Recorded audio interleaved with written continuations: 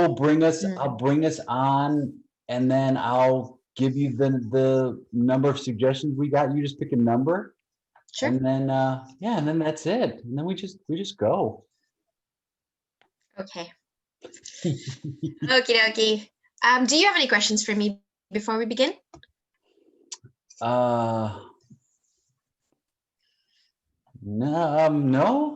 Oh. Good stuff. I can't think of any. Cool. Okay. Good start. Good start. Right? Yeah. Good. No questions? Great. Just a caveat. I've eaten a lot of ice cream. Oh my God, lucky. I love ice cream. Do you? Yeah. Which kind? My favorite is anything with peanut butter. Any kind of peanut butter cup, peanut butter chip, anything peanut butter style. I love vanilla ice cream with chocolate chips. I love cookies and cream. I love any of that. What's your favorite? It happens to be an American brand. Ben & Jerry's is American, isn't it? Oh, yeah. Yeah. Well, I helped myself to a tub of fudge and brownie just this evening. Oh. I'm talking to you from the future, so I would like to predict that any ice cream after 10 p.m. is a good treat. Yes. For later on in your day. I could have ice cream every meal of every day and be happy. I love it. Oh yeah. Black Forest is really good as well. Yeah.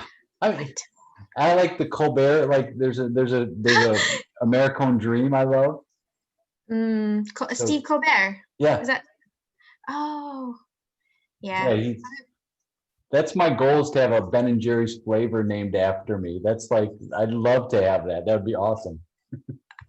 A J-Suco ice cream. What do you reckon? What do you reckon would be perfect for going into J-Suco ice cream? I mean, I think it's mostly peanut butter with some vanilla ice cream.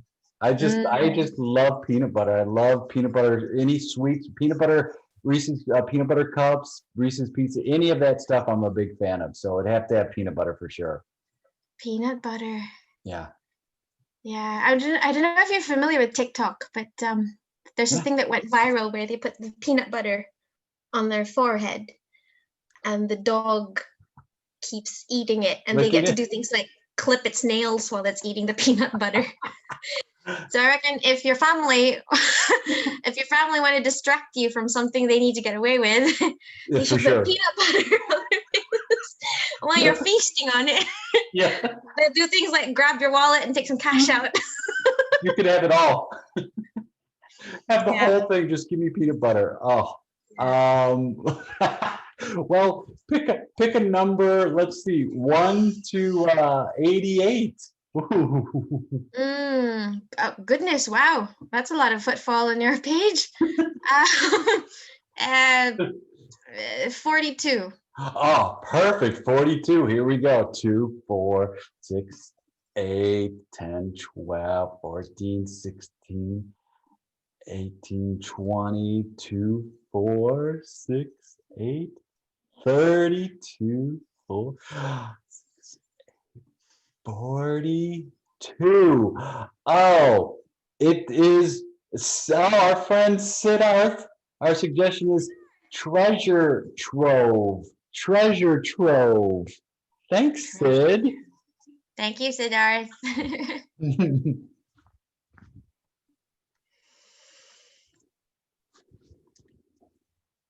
So, what are we gonna do with it? My first thought is like, we should just open it. See what's inside. I mean, we could see what inside, and then, you know, from there, see what we want to do. That's my first thought. You have other plans? Well, okay. Before we open it, I just want you to know that no matter what's inside, no matter what's inside, we're not going to forget that we're best mates. Yep. We're pals. Yep. We were at each other's weddings. We're not going to let anything in there get in the way of our BFF done. Yes. Agreed. Agreed 100%. Whatever is in this is not, it's not going to separate us. It just, I mean, it's technically not even, it's not even ours. We found it. Ooh. So Okay. what were you gonna say? What? Well, it's not ours now that you bring it up. I mean, we put signs up around the neighborhood. Nobody's come. Yeah, you're right. I mean, if any surviving relatives Yep. are out there, they've had adequate heads up, haven't they? Yeah. Okay, and we're not going to let things like what happened between us in 2000. That's like a Y2K bug. Like, we did not mean to fall out over that stupid thing, did we? Wow. I haven't thought about that, but now that you bring it up, I mean, was it silly? I mean, looking back on it, it was silly, but at the time, I mean, I didn't consider it silly at the time. I was big into conspiracy theories, and I said like the world was going to shut down, and I mean, I took it way too seriously. So you had every right to get upset about it, because I mean, I was way down a rabbit hole at that point. But that was different. That was different. I know, and I can never apologize for what I did to your head with that that shovel. I'm really sorry about that. I mean, I didn't mean to.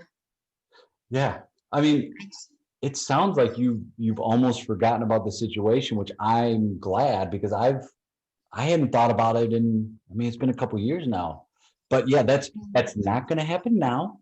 No, it's not. Concussions are they're so behind us, aren't they? Overrated. Yeah. Over everybody. You know what? We used to call them stingers. You get a stinger. It's a concussion. Yeah. It's not a big deal. It's half the time, people don't even remember they happened. Right. Yeah. That's why I have to remind you. Y2K. It's very Y2K. Very. It's so Y2K. 2000. So 1999. We're over it. Water under the bridge. It is so 1999. That's not. We're different people. We are different people right now. Yeah. We're legal now. So, Yeah. Well. Okay. So. Right. I'm just gonna open it. What do we do first? Okay. Mind the rusty edges, because I'm still a bit of a hypochondriac after all these years. So just watch. I'll let you do it because you're more deft. Sure. Yeah, go for it, Phil. Go for it. All right. I mean, if you want, you can. I mean, I'm somewhat accident prone. If you feel better opening it, you open it.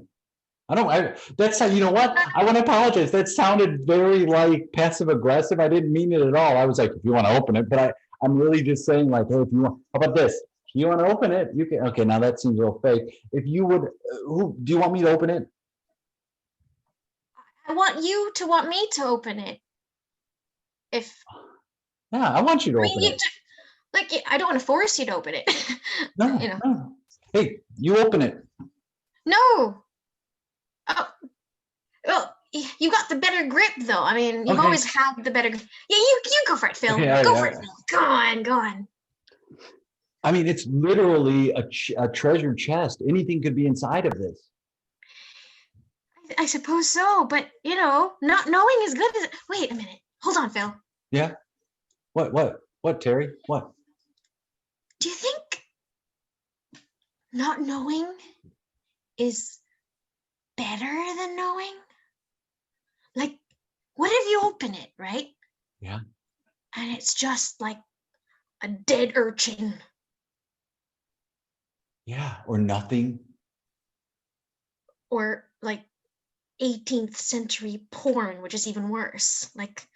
It's better not to know. It'd be just drawn. 18th century, so it's 1700s. That would be just. There weren't cameras. It would just be drawn porn, or maybe it could be written, I guess. On lead as well, like actual lead. Which could be poison. I mean, lead is poison. Exactly. And since you're going to be the one to open it, then it would hit you first, wouldn't it? And I mean, it's not the best way to go. Like, how did the man go? Oh, lead poisoning from some 18th century porn. Yeah. I mean, that would be good. I'd be a story, right? You'd be like, hey, did you hear what happened to Phil?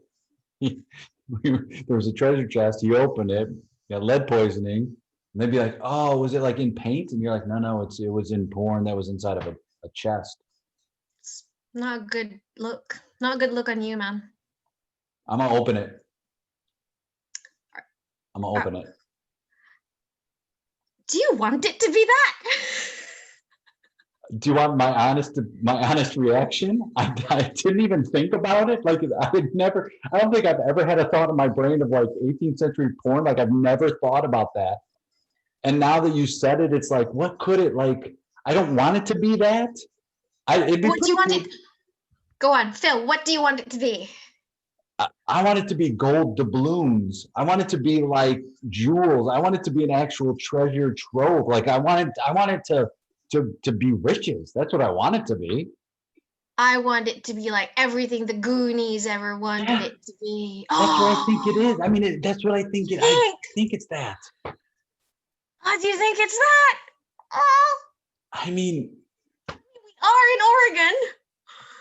what are the chances, Terry? What are the chances that we open this up and there like it's like a crown with jewels on it and it's like coins? What are the chances? I mean, if this was a movie, the chances would be like 90%. But now it's real life. I'm gonna open it. I'm gonna open it. You know what? We live in a country where we need that kind of dream. Yeah. Yeah. Okay, Phil. Open it. All right. I'm not gonna look. I'm gonna just. Oh, tell me what.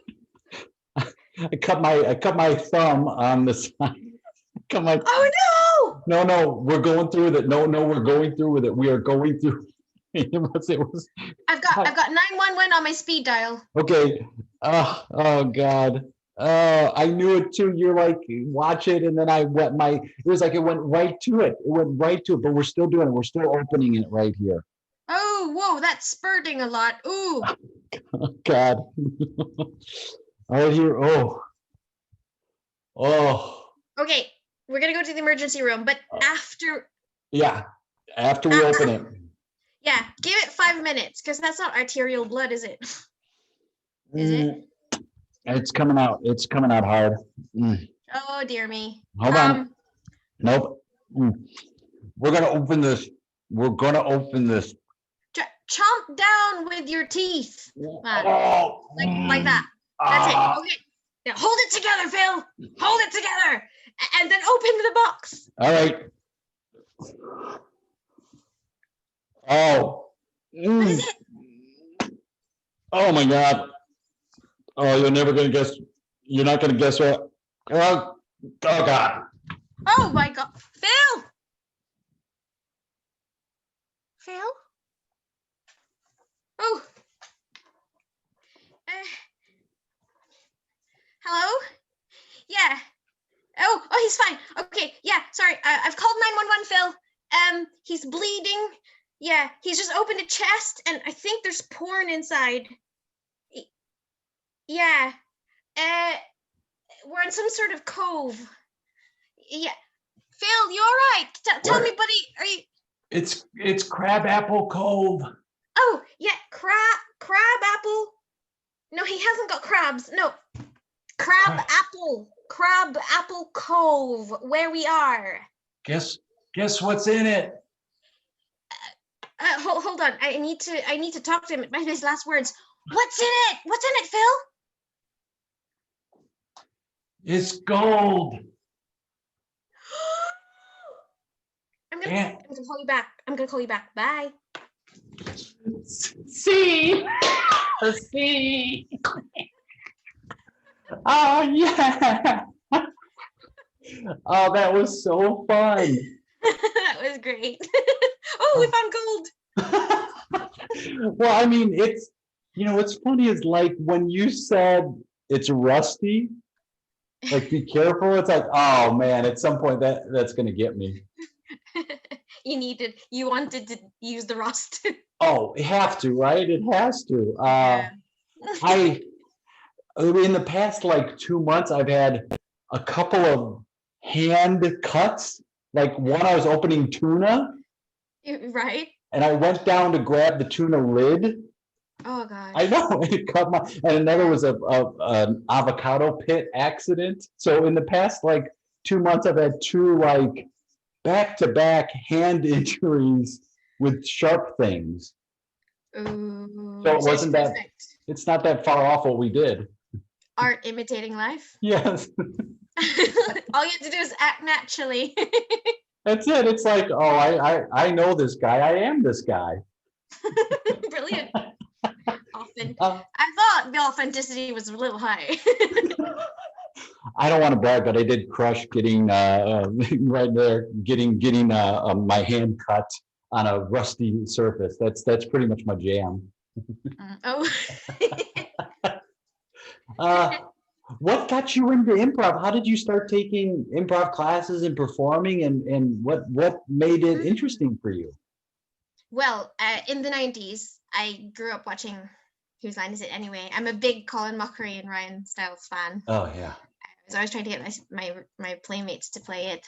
Long story short, I ended up in the UK, and a friend and I, Jess, we started something called Gossip Improv together because we didn't want everyone to have to spend so much money going into Manchester City to Sure. find an improv class. So this is a small town, and folks just gather at a pub, and we do improv games. And Wow. once in a while we cobble up some money, and we pay a guest teacher to come in and run a class for us. So that's, yeah. And now that it's all online, it's Zoom. I mean, like it's so funny that it was not anything people had like thought of as far as like really making a go at it. But Yeah, now it's so common, and you can reach out to people anywhere and do a show with them or take a class from them. Like it's yeah, pretty amazing. yeah. Continents away Yeah. as well. What I didn't know was I didn't know improv was an American thing. Oh, Like I didn't really? know it had all begun there. No, because what I was told was Whose Line Is It Anyway? It was the core of my knowledge of Yeah. improv, very shallow. I knew it was British to begin with, and Yep. that these North Americans came in and got part of the show, and then they took it to America. But no, I'd got it wrong, completely wrong. The improv was born in America. It's a brilliant it's a brilliant thing that it's amazing. Well, and it's interesting because a lot of people, their reference to Whose Line is not that version, right? It's because that started, the British version was like the 90s and I don't, maybe the late 80s, but for sure the Very 90s, the British. And it was I mean, you had a rock star cast of just like Josie Lawrence and Tony Slattery and Mike McShane.